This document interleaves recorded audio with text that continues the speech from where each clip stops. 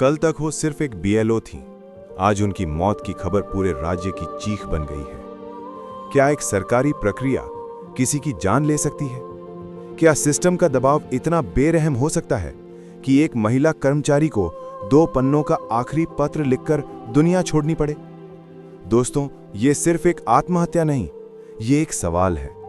इस एसआईआर के लिए और कितनी जाने जाएंगी?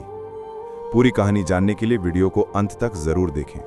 वेस्ट बंगाल के नदिया जिले में रहने वाली रिंकू तरफदार, एक साधारण महिला, एक जिम्मेदार बीएलओ और एक ऐसी इंसान जो बस अपनी नौकरी ईमानदारी से निभाने की कोशिश कर रही थी।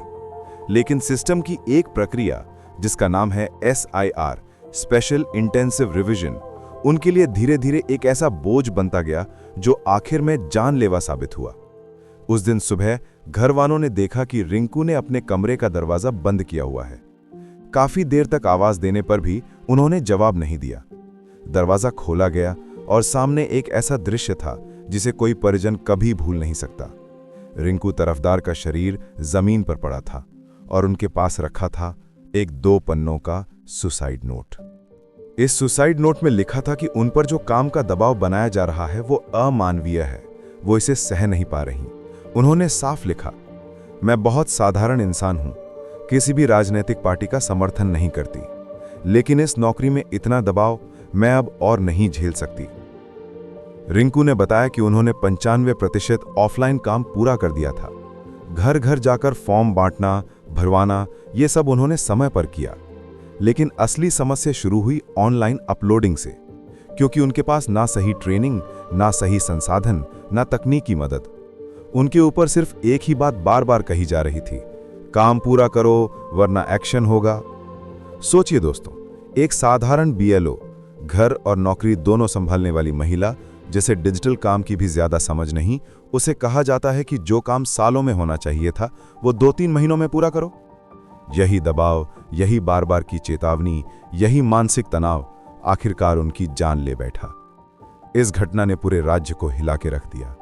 मुख्यमंत्री ममता बनर्जी ने कहा कि अब तक 28 फील्ड वर्कर एसआईआर के कारण जान गंवा चुके हैं और कितनी जाने जाएंगी इस प्रक्रिया के नाम पर। सोचिए दोस्तों, 28 जाने, 28 परिवार, 28 घरों का उजड़ना, और फिर भी सिस्टम अभी भी सोच रहा है कि समस्या कहां है। रिंकू के परिवार ने आरोप लगाया है कि उन्हें ना ठीक ट्रेनिंग मिली, ना डिजिटल उपकरण, ना स्टाफ, और ऊपर से लगातार फोन करके कहा जाता था जल्दी काम करो वरना नोटिस मिलेगा। चुनाव आयोग का कहना है कि वे जांच कर रहे हैं, लेकिन सवाल यह है कि क्या जांच उन लोगों को वापस ला सकती है जिनकी जान इस दबाव में गई? और सबसे बड़ा सवाल, क्या एक लोकतांत्रिक प्रक्रिया के नाम पर ग्राउंड लेवल वर्कर्स की जान इतनी सस्ती है? रिंकू की कहानी सिर्फ एक घटना नहीं, ये एक चेतावनी है, एक पुकार है, एक दस्तक है कि सिस्टम को अब बदलना होगा।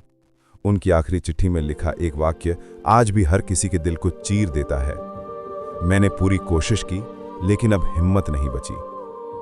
दोस्तों, अगर आप चाहते हैं कि ऐसे ग्राउंड लेवल कर्मचारियों की आवाज उठती रहे तो इस वीडियो को जरूर शेयर करें। कमेंट में बताइए कि क्या आपको लगता है कि ये एसआईआर प्रक्रिया मानव सम्मान से बड़ी हो गई है?